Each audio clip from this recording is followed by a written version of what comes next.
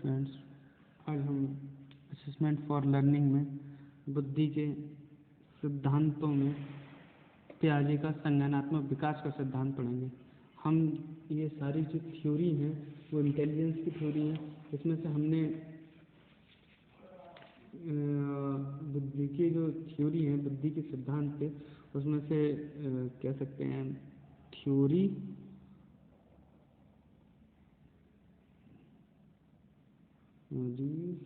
Of intelligence, इसमें से हमने 8 या 9 थ्योरी पढ़ी, जिसमें से एक कारक सिद्धांत, द्विकारक सिद्धांत, unifactor theory, two factor theory, unifactor theory बने की थी, टू फैक्टर थ्योरी स्पीयरमैन की बहुकारक सिद्धांत थॉर्नडाइक का था, प्रतिदर्श सैम्पलिंग जो थ्योरी थी, प्रतिदर्श सिद्धांत सैम्पलिंग थ्योरी थॉमसन की थी, थ्रस्टन की समूहकारक सिद्धांत था। उसके बाद हमारा कह सकते हैं कैटल की थी, कैटल की ठोस एवं द्रव्य थ्योरी थी या तरल एवं ठोस का सिद्धांत था। उसके बाद वर्नर एंड वॉइट की पदानुक्रमण थ्योरी थी। उसके बाद लास्ट थ्योरी हमारी है पियाजे की विकासात्मक सिद्धांत। ये थ्योरी कुछ जो बुक्स हैं ये उसमें फर्स्ट पेपर में मिलती है कि बच्चे का विकास किस तरीके से, डेवलपमेंट की थ्योरी भी माना जाता है, परंतु ये बुद्धि की थ्योरी है कि बुद्धि किस तरीके से विकसित हो रही है। तो ये थ्योरी का डेवलपमेंट थ्योरी भी कहा जाता है और थ्योरी ऑफ इंटेलिजेंस में भी इसे शामिल किया गया है। इस वजह से मैंने ये सारी चीज़ें आपको बताई। अब बात करते हैं कि पियाजे ने 1970 से 1978 तक सिद्धांत का प्रकाशन किया। मतलब इसमें बार बार कुछ जोड़ घटा करते रहे और फाइनली ये सिद्धांत 1978 में बौद्धिक विकास के सिद्धांत से जाने लगा। तो इसे हम क्या कहते हैं, the theory of intellectual development.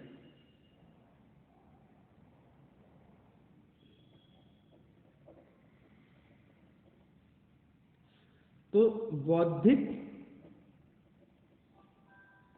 विकास का सिद्धांत, इसे बौद्धिक विकास के सिद्धांत से 1978 में जाने लगा। स्टूडेंट्स, अधिकतर ये थ्योरी यानी यदि कॉग्निटिव विकास, संज्ञानात्मक विकास का, बौद्धिक विकास का सिद्धांत इसे 1978 में कहा गया। तो अधिकतर जहां पर आपको लिखा दिखाएगा the theory of cognitive development और है इंटेलेक्चुअल डेवलपमेंट। तो ये दो थ्योरी है, एक ही नाम से प्रकाशित हुई। पियाजे के अनुसार बुद्धि वह अनुकूलन प्रक्रिया है जिसमें जैविकीय परिपक्वता, जो जैविकीय परिपक्वता, बायोलॉजिकल परिपक्वता है, वो वातावरण के साथ होने वाली अंतःक्रिया में शामिल है। तो जो कहा जाए, जो बुद्धि है दो चीजों से मिलकर बनी है इनके अनुसार, जैविक परिपक्वता प्लस वातावरण। ठीक, ये जो बुद्धि है बच्चे की वो किससे बनी है, जैविक परिपक्वता और वातावरण। ठीक है, जैसे जैसे बच्चे में संज्ञानात्मक प्रक्रियाओं का विकास होता है, संज्ञानात्मक प्रक्रियाओं के विकास के साथ साथ बौद्धिक विकास भी होता है। मतलब उसने इन दोनों में इंटरचेंज हो रहा है, तभी उसकी बुद्धि का विकास होता है। मार्गन और उनके साथियों ने, चाहे वो मार्गन रहे हो, फिर रहे हो, स्कोर रहे हो, इसमें बहुत सारे परिवर्तन किए। पियाजे के अनुसार बुद्धि एक अनुकूलन संबंधित प्रक्रिया है। पियाजे की मतलब बुद्धि क्या है, एक जो बुद्धि है, बुद्धि अनुकूलन की प्रक्रिया है। क्या है, अनुकूलन की प्रक्रिया। मतलब हम किस तरीके कहा जाए तो एडजस्टमेंट करने की जो प्रक्रिया है वो बुद्धि है। ठीक, तो इस चीज को हमने पियाजे से रिलेट किया है। पियाजे को याद में रखने के, पियाजे क्या कहते हैं, बुद्धि अनुकूलन की प्रक्रिया है। क्लियर। नेक्स्ट इसमें देखेंगे हम कि बुद्धि बौद्धिक विकास और कुछ संज्ञानात्मक प्रक्रियाएं, जैसे प्रकृति के नियम को समझना, व्याकरण के नियम को समझना और गणितीय नियम को समझना आदि के विकास पर निर्भर करता है। बुद्धि का विकास कब निर्भर करता है? बुद्धि का विकास जो निर्भर करता है वो प्रकृति में जो चेंजिंग आ रहे हैं उसे समझना, भाषा में जो चेंजिंग आ रहे हैं उसे समझना, और कहा जाए गणितीय जो संक्रियाएं हो रही हैं उसमें प्रक्रिया में बदलाव आ रहा है उसे समझना। तो ये सारी बुद्धि में ही आती हैं। ठीक, अब बात करेंगे हम संज्ञानात्मक प्रक्रियाओं के विकास को ही बुद्धिक विकास या इंटेलेक्चुअल डेवलपमेंट कहते हैं। इससे स्पष्ट हो चुका है। पियाजे के संज्ञानात्मक विकास के सिद्धांत का दूसरा नाम बौद्धिक विकास का सिद्धांत है, ये भी स्पष्ट हो चुका है। पियाजे ने संज्ञानात्मक विकास के सिद्धांत की 4 अवस्थाएं बताई हैं। मतलब बौद्धिक विकास जो है या संज्ञानात्मक विकास है उसकी 4 अवस्थाएं हैं। क्या है? स्टेज हैं। ये कितने स्टेज हैं? 4 स्टेज हैं।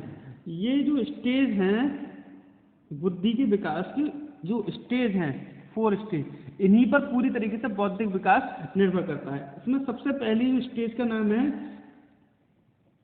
संवेदी क्रियात्मक अवस्था। इसे हम क्या कहते हैं? Sensory motor stage. दूसरी है प्रचलनात्मक अवस्था।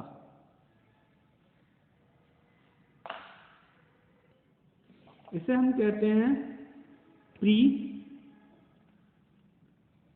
ऑपरेशनल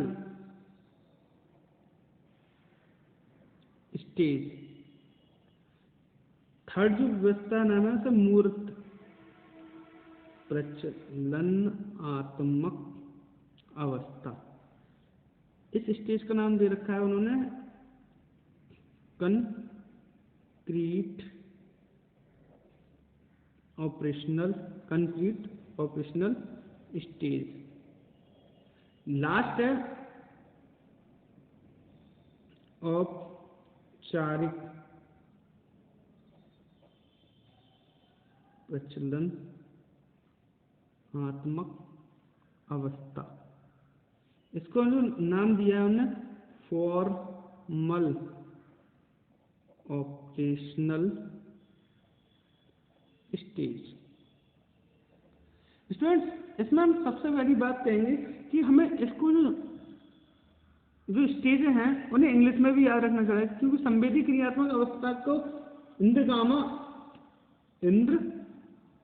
इंद्रिय गामक अवस्था भी कहा गया है। क्या कहा गया है? इंद्रगामक अवस्था। ये कितने वर्ष की होती है? ये 2 वर्ष तक होती है, जन्म से 2 वर्ष तक की। अब पूर्व संक्रियात्मक अवस्था, इसे क्या कहा गया है? पूर्व संक्रियात्मक प्री ऑपरेशनल स्टेज, पूर्व संक्रियात्मक अवस्था। ये कहाँ से कहाँ तक होती है? ध्यान रखना है। संवेदी मतलब जहाँ पे मतलब बच्चा संवेगों को समझता है, माँ का प्यार दुलार। अभी एक एक करके इनकी स्टेजों के बारे में, शुरुआती जो 2 साल होते हैं बच्चा थोड़ा सीखता बहुत कुछ है, थोड़ा ना समझ होता है, फिर भी पूर्व संक्रियात्मक अवस्था को क्या कहेंगे? 2 से 7 साल तक की जो अवस्था होती है उसे हम क्या कहेंगे? पूर्व संक्रियात्मक अवस्था। उसके बाद है मूर्त संक्रियात्मक अवस्था। क्या कहेंगे? मूर्त, ये प्रश्नात्मक या संक्रियात्मक। ध्यान रखना, इसी वजह से मैंने दोनों के नाम बता रहा हूं। अवस्था, इसको हम कहेंगे 7 से 11 वर्ष की अवस्था। ठीक, और इसके बाद जो लास्ट स्टेज है उसे कहेंगे औपचारिक संक्रियात्मक अवस्था। तो यह प्रश्नात्मक अवस्था।